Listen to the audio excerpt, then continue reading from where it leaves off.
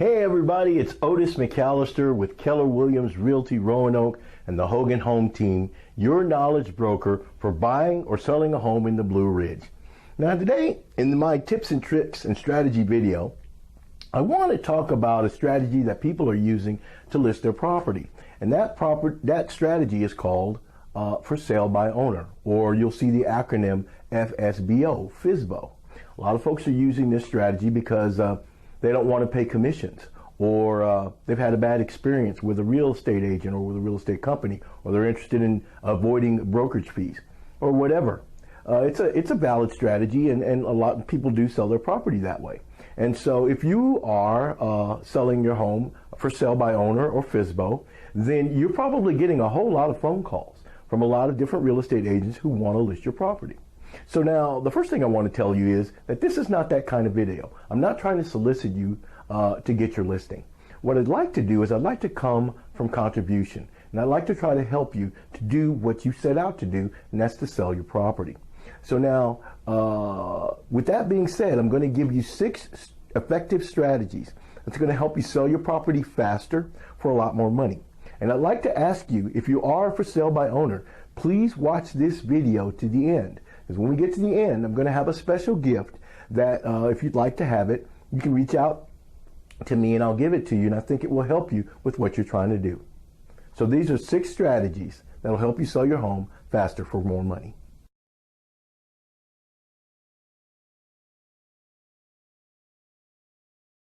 Okay, so now strategy 1 is show less times to more qualified buyers. Now this is a very simple strategy, yet it's somewhat counterintuitive, because the mindset is that the more I show my house, the more opportunity I have in order to sell my house, because more people get to see it, and so I've got a better chance of selling my house. But here's what people don't realize. The average showing of a house takes anywhere from an hour and a half, sometimes to 2 hours, depending on what the people are wanting to look at and how interested they are in the property.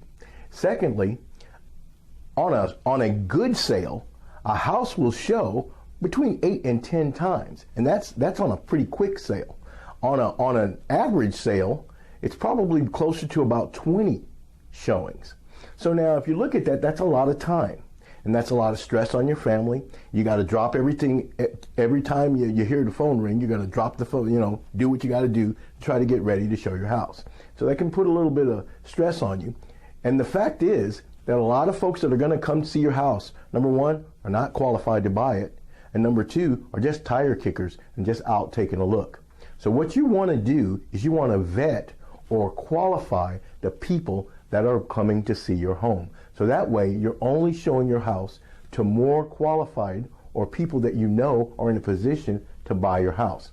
So what you should do is ask them a series of questions. Now the first question you want to ask them is about location. Is this location the location that you're interested in, or are you looking at other locations? If people are not really sure about the location that they're looking in, you may want to ask a few more questions before you set an appointment to let them come see your house. Okay, the next thing you want to talk about is price. Is this house in your price range? Right? If the house is not in their price range, really not any need for them to come and look at it, and you can save yourself some time. The next question you want to ask is about a mortgage. Have you spoken with a mortgage lender? If they haven't spoken with a mortgage lender, then they're not pre-qualified, or they're not or pre-approved. You want to try to show your house only to people that are at least pre-qualified and at best pre-approved. That way, you know you're showing your home to people that are in a position to be able to make offers if they like the property.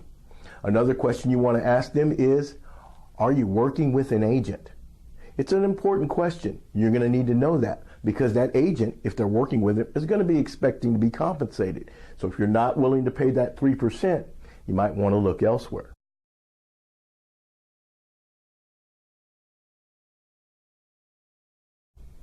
Okay, now strategy number 2 is a very important strategy, and it can really make or break how long you stay on the market and how fast you can get your home sold. And that strategy is make your home more visible online. As a for sale by owner, you're at a bit of a disadvantage because number one, your home, generally speaking, is not on the MLS. It's also usually on only 1 to 2 websites, those being Zillow and maybe Realtor.com or Trulia.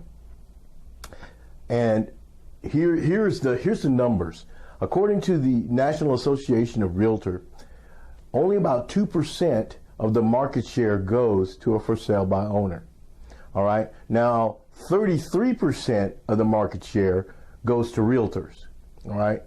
But a whopping 43%, in other words, 43% of people find their home online. So if you don't have an online presence, it is going to dictate in you staying on the market longer. And the longer you stay on the market, the lower the chance is for you to get in your list price.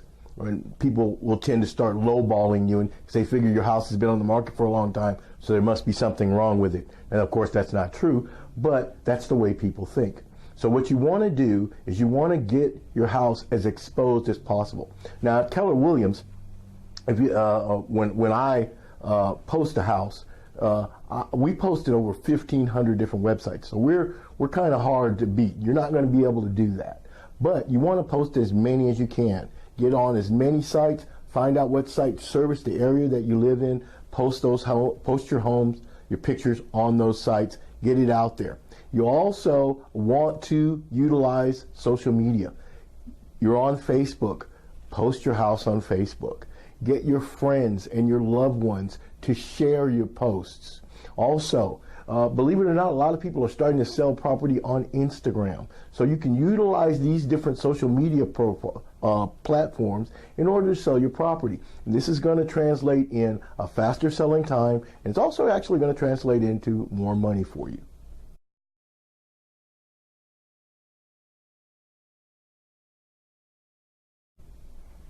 Okay, strategy number 3 is market your home using the 80-20 principle. All right, so now in 1806, there was a gentleman by the name of Wilfredo Pareto. Mr. Pareto was an economist. He was also a farmer in Italy. And Pareto noticed that about 80% of the yield of the seeds that he got on his farm came from 20% of the plants. And so then he started to study that. And then he found out that 80% of the land that was in that area was owned by 20% of the people. So he kind of studied it a little bit more and began to see that principle play out in a lot of different areas and across a lot of different lines. And over the course of time, he created what's called the Pareto Principle. And it's more commonly referred to as the 80-20 rule. 80% of your effort, 20% of your effort can produce 80% of your yield. It happens that way in sales. It happens that way across other different genres. And it also can happen that way with regard to how you sell your property. Let me see if I can show you what I mean. One time we were selling a property, and this particular guy was looking at a lot of for sale by owner properties. And so we would go to the different properties, and we probably looked at about 25 properties. And as we were looking at these properties, he would look at them and go around and look at them, and then he would lowball the property. And we'd do that, and he would do the same thing and lowball the next property, and then lowball the next property. It was frustrating the people who were selling their property, and kind of, in a lot of ways, sometimes when people lowball you, you get offended, and sometimes rightly so. And he would do that, and it was frustrating me and just frustrating everybody involved. And so we go to this final property, and we go in, and the property is really, in some cases, maybe not quite as good as some of the properties we looked at before. So we're walking around, and then we go into the living room or the great room, and it has this big picture window, and of course we're in the Blue Ridge, so we're in the mountains, and there's some really beautiful scenery, and we were kind of up high, and just had so happened it was in the evening, and so the sun was setting, and we could see the mountains, and it was just a picture. I mean, it was a picturesque view. And he saw that view. He sat down on the couch, and he just looked and looked and saw that view, and then he got up and we walked around the property and looked around outside a little bit, went outside, and he made a full price offer. The reason he made a full price offer is because that one feature sold the house. He wasn't concerned about any of the other features. Like I said, that house in a lot of ways wasn't as good as some of the other properties they looked at. But in his mind, he couldn't recreate that view. And so what you want to do is you want to sell your property based on its most unique features. What's different about your property? Do you have a fenced-in backyard? Or do you have a pool? Or do you have really nice crown molding? Or whatever it is. You want to focus your marketing, focus your pictures, focus your description on the 20% or the 20% unique features of your house and push that and go for someone that's looking for that. It'll cause you to get a better class of people to come look at your property, and then also transfer in getting your property sold a lot quicker.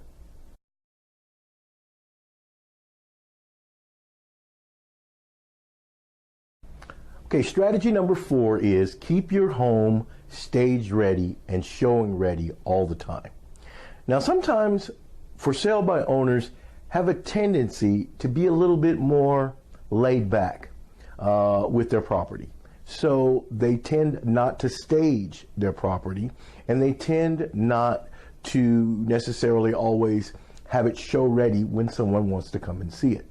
And I guess they figure, well, hey, you know, it's for sale by owner, and if they really like the property, they're going to just buy it anyway, and they're not going to care about this or that. And I say this because this is actually what I've heard from people. People actually said this. So, you know, and I understand, you know, where they're coming from. But here's the reality. It's about 96% difference in selling speed or in time on market for staged property as opposed to properties that aren't staged. And this comes from the National Association of Realtors. It's also about a 6 to 10% increase in the amount that they're paid. So the bottom line is, the better your house shows, the more likely that you are to get an offer that's going to be close to, at, or even higher than what your list price is. The reason I say that is we're in a hot market. The amount of inventory that we have is low, and the amount of people that we have that are looking for properties is high. And so it's very possible that people will want to buy your property. But if it doesn't show well, if you got clutter, or if you've got things that could be picked up, or if it could use a coat of paint, or, you know, any of these kinds of things, and you neglect to do that, you're actually costing yourself money. You're not doing yourself a favor. Get your home stage ready. Keep it stage ready. Keep it ready to show, so that when you show the home, you come out with your best foot forward, and you can ensure a good offer when they make it.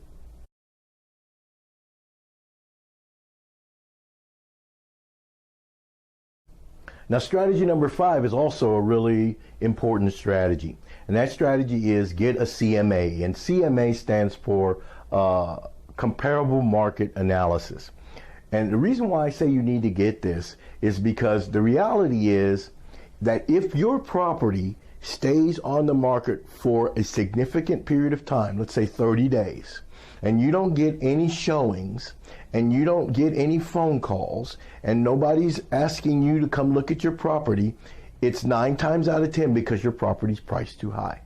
Now, the problem is that people will use different methods to get an idea about what they're going to price their property. And I can understand, because to a certain degree this is subjective, and I grant you that. But here's the reality. Okay, most people, when they get ready to sell their house, they'll go ask their neighbor, what did they sell their house for? Or they'll have a friend, and their friend will say, well, I think your house is worth X amount of dollars, or something to that effect. Or I have a realtor friend, and he told me he thought my house was worth X amount of dollars. And people tell me that, and I go, okay, well, did he do a comparative market analysis on your property? And they go, well, no. I say, well, then how does he know that's how much your house is worth? Because the reality is your house is only going to sell for what the market can bear. It's only going to sell for what the market dictates that the property is worth. Now, there are exceptions to that. I grant you that. But by and large, this holds true. So you need to price your property in alignment with the market if you want to sell it quickly. Now, some people say, well, I don't care how long it takes to sell my property. I'm in no hurry. And if that's the case, that's fine. Price it whatever you want. However, if you want to sell your property quickly, I'm going to tell you that you need to know what the price of other properties that are similar in a similar area, have similar features, what they're going for, what did they close at? Not what they listed at, but what did they close at? Right? This is very, very important. Now, some people will list their property at what is the tax assessed value. I want to tell you right now, tax assessed value is not the same as retail value. These are two totally different things, and you make a mistake if you use the tax assessed value to price your home. Why? Because the tax assessed value might be lower than what your home is actually worth. In some cases, it might be higher, but you could cost yourself a lot of money by doing that. Also, you're going to cost yourself a lot of time because, hey, if this house over here has got the same features as your house and it's $10,000 cheaper, which one do you think I'm going to buy? It's kind of a no-brainer. You need to find out what your house is worth and price it in alignment with the market. Another fallacy that people have is, hey, I'm going to price my house this much higher than what it's actually worth, and then that way I can let them work me down, all right? Really, to be honest with you, that's a counterintuitive. The real way that you do this is counterintuitive to that. What I want you to think about is think about an auction. When you have an auction, here's my trusty kombucha. I love kombucha. I drink it all the time. So let's just say, for example, that people were going to auction this off. And so they have an idea already about what it's worth. But when they get ready to auction it, they don't put it on the auction block for what it's worth. They put it lower. Why? Because they want to create a compelling offer. They want people to say, hey, that is a great deal for that property. That's a great deal for that piece of merchandise. And so it causes people to say, hey, I want to get that. And especially now that we're in a hot market, this is how you create multiple offers on your property, because people will want to say, hey, let's go get it before somebody else does. And this is what will cause you to drive the price up. So if you want to work your price up so that you can end up getting your list price or higher, you might want to do it just a little bit lower than what its market value is. Now, you can take that with a grain of salt, but I'm telling you, it's a tried and true effective method that people use all the time. I've seen it used hundreds of times, and it works almost every time.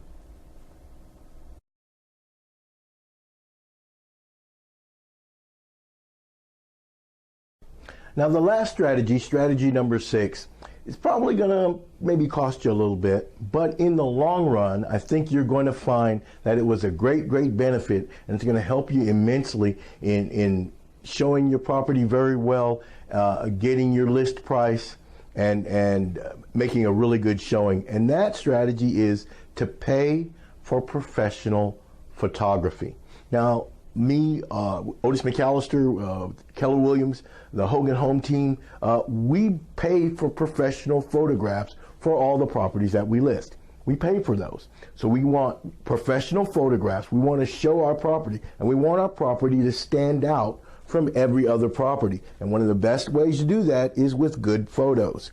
When people go online, which we already talked about in the previous strategy, and they see, we want our photos to pop. We want our photos to highlight those 20% unique features that we talked about earlier. We want our photos to really, really show things. We want to see some maybe aerial photos. Now, you might say, well, I don't really have a expensive property. Maybe you have a lower end property and you don't think it's that important, and so you'll take pictures with your iPhone or whatever, your Android or some little thing. And people do this all the time.